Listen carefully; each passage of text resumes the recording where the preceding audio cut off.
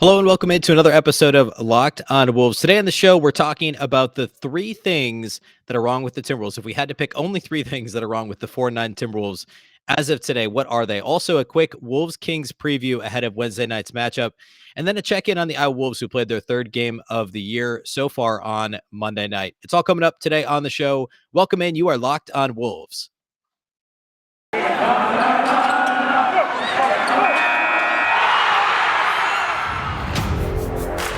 You are Locked on Timberwolves, your daily Minnesota Timberwolves podcast. Part of the Locked on Podcast Network. Your team every day.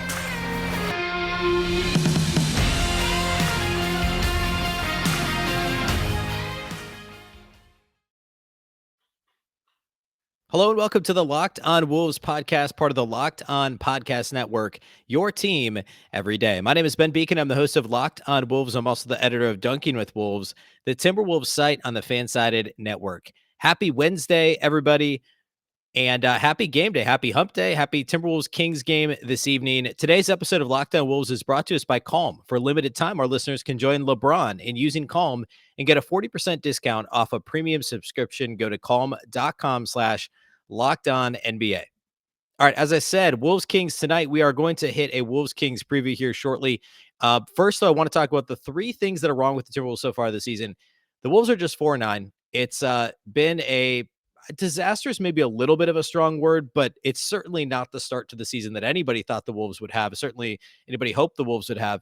So I want to kind of break that down. What are the three main things that are wrong with the Wolves? And there's certainly more than three. We're going to oversimplify it. I get that. But if you said to me, if you were explaining to a non-Timberwolves fan, what's wrong with the Timberwolves, these are the three things that I would say. And then we'll close today by checking in on the Iowa Wolves. Leandro Bolmaro played in the Iowa Wolves game last night, as did, of course, McKinley, Wright the fourth, and they got another win. Both those guys played great. So I want to check in on how that game went for Iowa. All that's on the show today. Of course, a reminder here off the top, or first of all, thank you, I guess, for making Locked on Wolves your first listen each and every day. And remember, Locked on Wolves is free and available on all platforms. That includes YouTube, as well as Apple, Google, Spotify, and the all-new Odyssey app. You can also follow on Twitter at Locked on T-Wolves and at Beecken with two B's, two E's, C-K-E-N. All right. So the three biggest things that are wrong with the Wolves, if you're talking to a non-Timberwolves fan, if you were going to go talk to any other person and just say, hey, my favorite basketball team has three big issues, what are they? Number one, and this is, again, it seems oversimplified, but this is really what it is. The Timberwolves just can't make open shots. And this isn't one of those like, we just missed shots today. You know, like you might hear from a player in a post-game press conference after they lose. Whatever. This is now a sustained issue over the course of the first 13 games of the season. And for the most part, the Timberwolves offense, well, the flow hasn't been great. They've actually been generating a decent number of open shots, not as many as you'd like to see. But the Wolves are getting three-pointers up at the rim. They're getting the best shots at the rim. They're first in the league in three-point attempts per game. They have been basically all season. And most of them aren't terrible contested shots. I mean, there's a few Anthony Edwards, D'Angelo Russell kind of chucking it at the rim, heat checks after they've only made one or two shots in a row. Those are certainly mixed in, but most of the Wolves threes are pretty good shots. So it's not like they aren't generating mostly open shots. They're just simply not making them. They're 24th in three-point shooting percentage, 32.8%. They're 29th in overall field goal percentage, 41%, 29th in the league. So second to last in overall field goal percentage, seventh to last in three-point percentage. And the Wolves offense as a whole currently ranks 26th in offensive rating. That's according to Basketball Reference's version of offensive rating. So just making open shots. And obviously there's a lot that goes into that. And the flow of the offense hasn't been great. They haven't been very good in transition, which obviously drags down that offensive rating, but they've also gotten open threes in transition. Malik Beasley, up until the other night when he played fairly well on Monday in the loss to Phoenix, he's mostly been bad, and he's generally good in transition. He missed a layup in transition the other night. D'Angelo Russell, again, not what you'd expect from him from three-point range. I mean, the Wolves came into the season with 3-4 guys who have shot roughly 40% in at least one season in their career. I mean, Taurean Prince did it last year. D'Angelo Russell was close to that last year, which was a little bit of an outlier, but still he's 36% for his career. Patrick Beverley's hovered around the 38, 39%. Karl-Anthony Towns is roughly 40% for his career. These guys are all, except for Towns, shooting well below career averages. Patrick Beverley is only 36%. D'Angelo Russell's only 34%. Malik Beasley's 30.5%. This is a guy who's basically a career 40% three-point shooter. He's shooting 10 points below his career average. Anthony Edwards is actually right in line with where he was last year, 32.8%. I think he finished last year like 32.7% or 32.9. It's literally within a tenth of a percent of where he finished last year.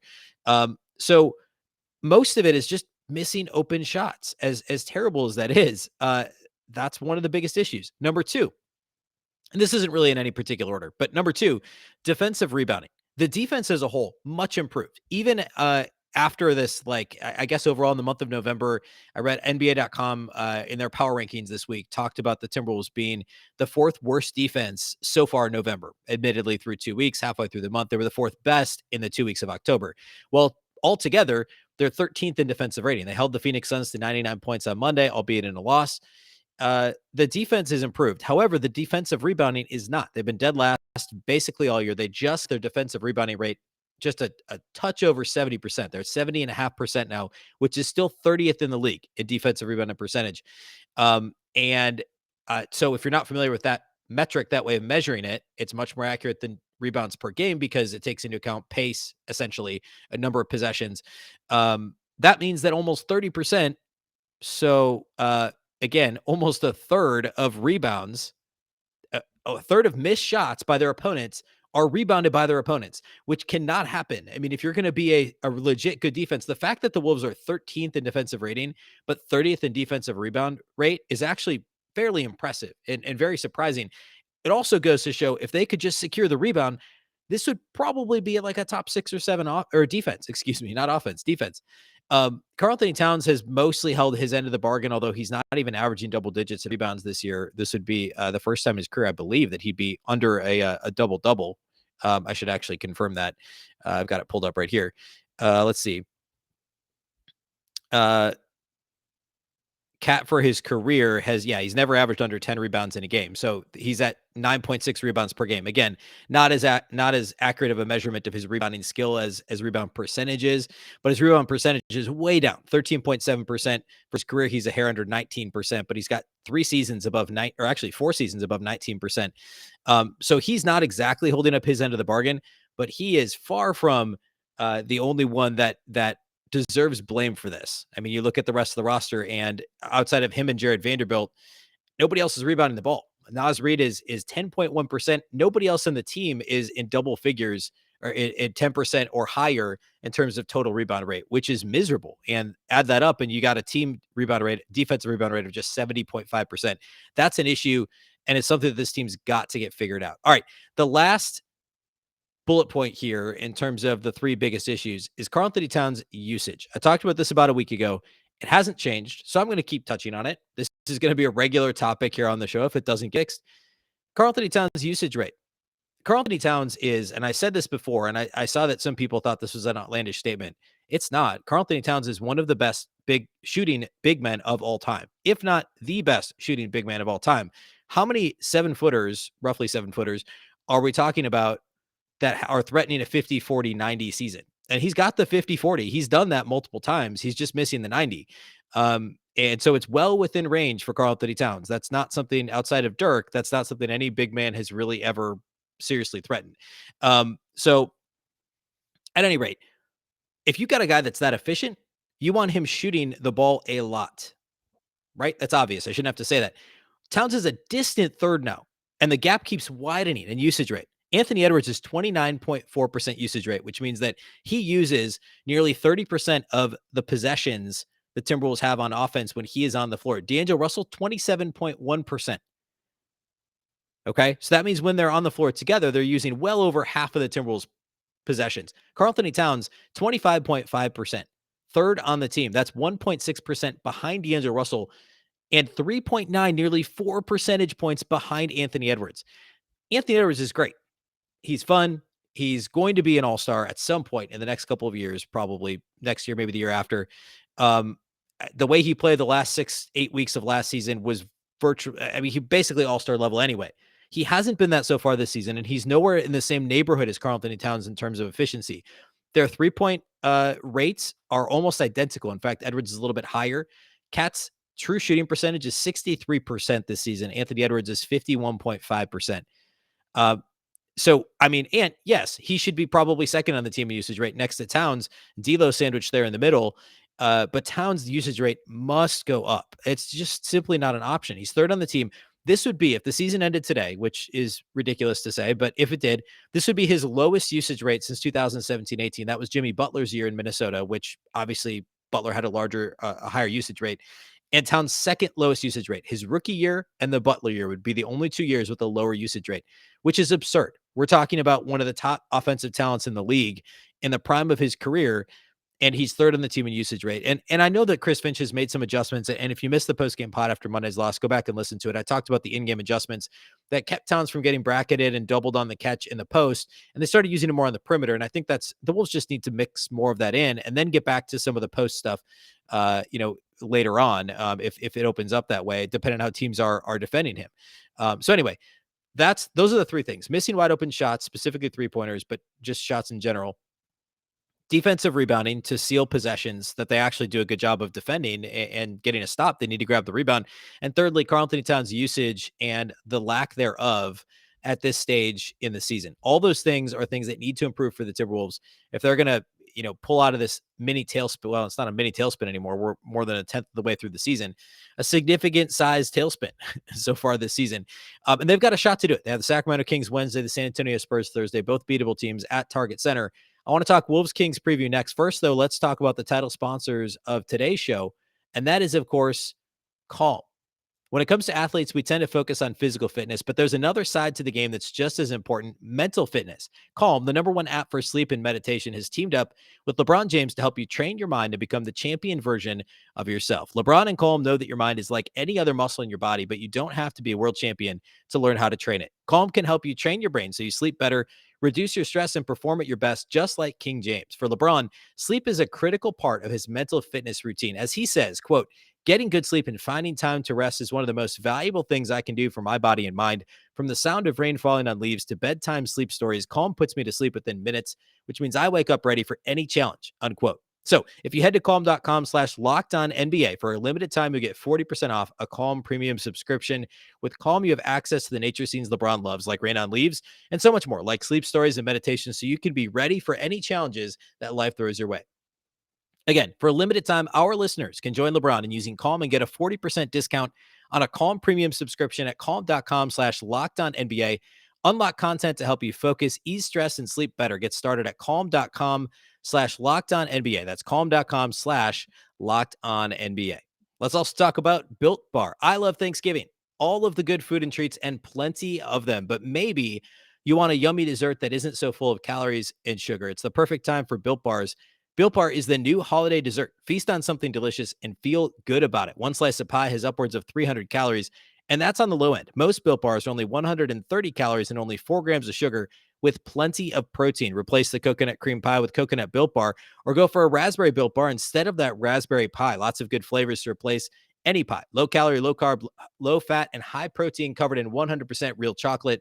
Built is a great option for when you're hungry. If Thanksgiving isn't coming soon enough, go for a Built Bar or two now. Share some at your family gatherings. It'll make things less awkward. And maybe Aunt Betty hasn't tried a Built Bar yet, which is hard to believe. New surprises all month. Limited time flavors arriving at Built.com regularly. So check the site often. There's nothing like a Built Bar Black Friday. Mark your calendar. Black Friday will be a huge event with all sorts of surprises. Go to Built.com. Use promo code LOCKED15. You'll get 15% off your order. That's promo code LOCKED15 for 15% off at Built.com.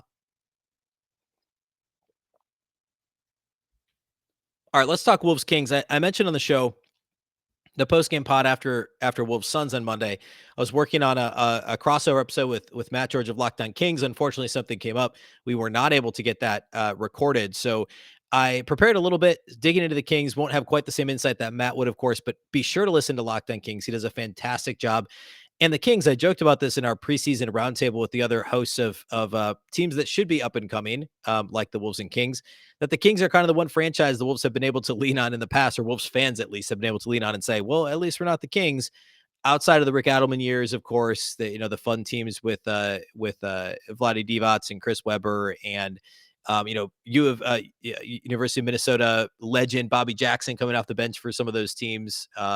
Jason Williams, Doug Christie, the team, basically the team that the Timberwolves beat to go to the Western Conference Finals back in 2004. That era Kings team, take that out of it, and the Wolves' history isn't any worse than the Kings, really, in Sacramento at least. And from current ownership to now the Marvin Bagley situation and Luke Walton, the rumors about his job security, all that stuff is going on. But yet the Sacramento Kings, through it all, not having a great season, but 6-8 is it's better than 4-9, right? It's 2.5 games better than 4-9. So the Kings are 6-8 so far this season. They have a couple of nice wins. They did win at Phoenix, and they did beat Charlotte at home. But their other wins are against the Pistons, the Pelicans twice, and Portland, which is a pretty good win on the road at Portland. But, I mean, not any more impressive than the Wolves wins, and they've also got some bad losses. They lost recently to the Thunder and the Spurs. They had lost 4 straight until they beat the Pistons by 22 on Monday. So Matt would have come into this conversation riding high, I think, off of that win that broke the 4-game losing streak.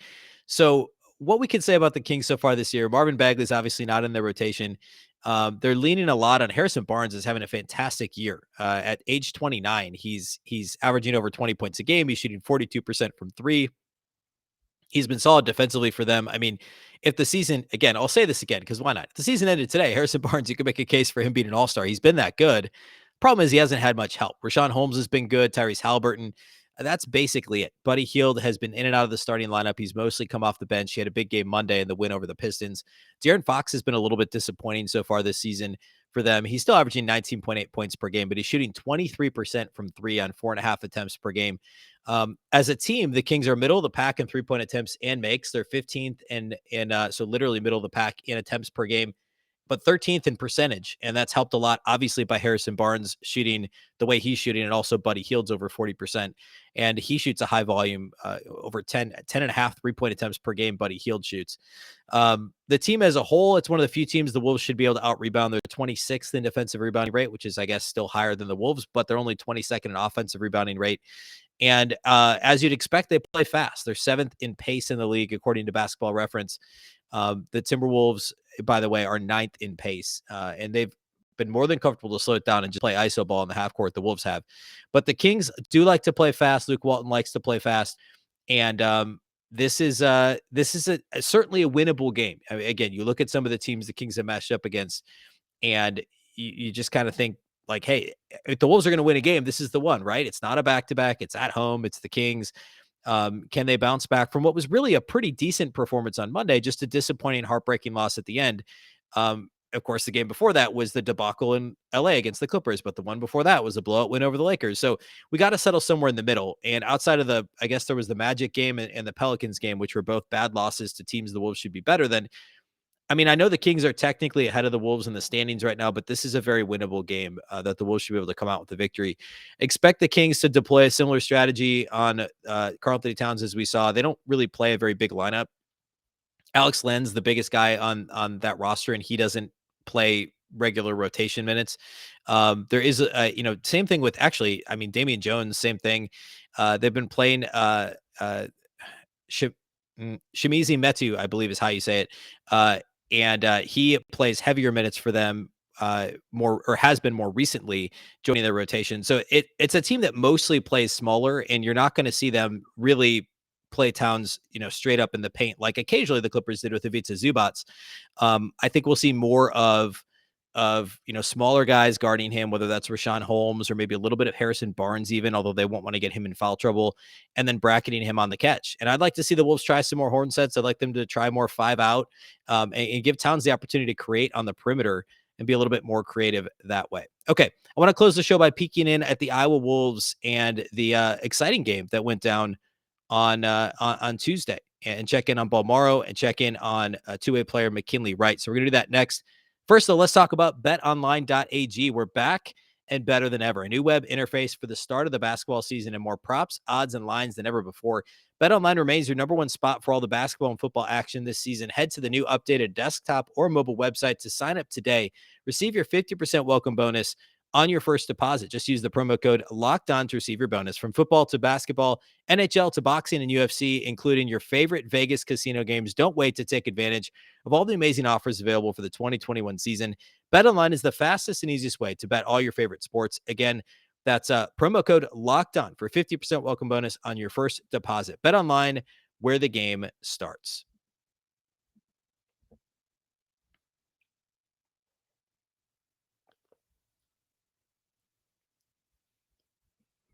Okay, real quick, correcting my mispronunciation. It's Chimezi Metu. I should have had that ready, and I apologize. Chimezi Metu is how you say the name of the Kings big man who has started to play a bit more for them of late. Um, so anyway, all right, let's talk Iowa Wolves. And full disclosure, the Wolves Iowa Wolves play again on Wednesday night, and so I'm gonna go back and watch both of these games. When we talked about the Wolves the last time, I did watch that game and give some analysis on what I saw from Bolmaro. This one I have not watched yet. I'm going to go back and watch this one and the next one, and then be able to give a more full analysis of what I've seen so far. But so this is strictly box score, full disclosure. But if you aren't caught up on what the Iowa Wolves are up to, box score / Twitter, I should say. The Iowa Wolves, by the way, on Twitter have an Isaiah Miller dunk thread going. So pay attention to that because it's a ton of fun. McKinley Wright was an absolute monster. Remember, in the double overtime win last week, he had a shot in the final 2 minutes or final minute, I think, of regulation, first overtime and second overtime, including the game winner. And this time around, 30 points on 10 of 13 shooting, made both of his 3-point attempts, perfect 8 of 8 at the line. He also had 8 assists, 7 rebounds, only 3 turnovers in 34 minutes. Just a huge night for McKinley Wright. Super efficient. I should also say the Iowa Wolves won 124-109.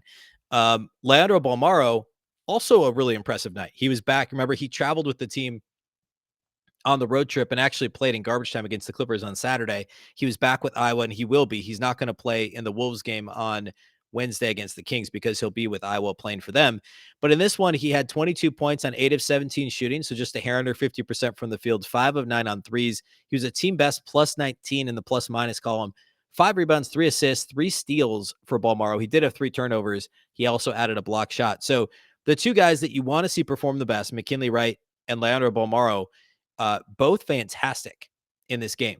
And those are the two guys that we're paying the closest attention to. Nathan Knight, of course, is up with the Wolves with Naz Reid dealing with the foot injury. And he, by the way, Reid is questionable for the game on Wednesday against the Kings. Also, I should have mentioned this earlier. Josh Okogie is also questionable with back spasms as of right now. Brian Bowen also, by the way, the former two-way player for the Indiana Pacers, had 19.6 rebounds, 6 of 11 shooting for Bowen. He's had a little bit of a slow start to the G League season, but good to see him get going. Isaiah Miller, who I've been keeping an eye on because if you're a regular listener, you know I've been talking about him since July when he was added to the Summer League team because I really like him as a hard-nosed third point guard type at the NBA level, hopefully eventually. He only had 4 points on 2 of 10 shooting, 6 rebounds, 3 assists, 2 steals for him. Rough night. I believe he also had another massive dunk though. If Twitter does not lie, he had, which I guess it does sometimes. The video footage on Twitter does not lie.